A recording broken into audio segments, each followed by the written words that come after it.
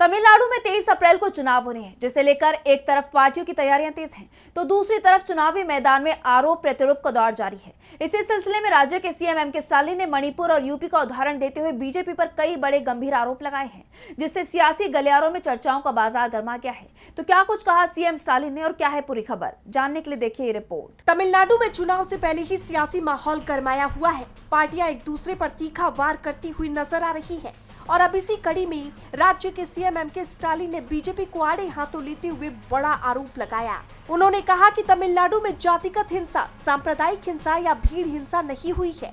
ऐसी स्थितियां भाजपा शासित राज्यों जैसे उत्तर प्रदेश और मणिपुर में देखी गई।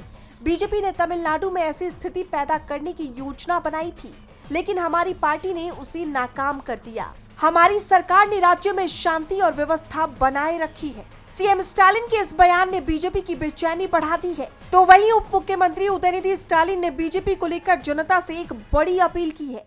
चेन्नई के पास जोलारपेटाई में आयोजित एक कार्यक्रम में उन्होंने कहा कि एआईएडीएमके का पूरी तरह से सफाया होना चाहिए और फांसीवादी भाजपा को तमिलनाडु में प्रवेश की इजाजत न दी जाए। डीएमके सरकार चुनावी वादों को पूरा करने में सफल रही है। इसी कारण हम जनता के बीच आत्मविश्वास के साथ जा सकते हैं।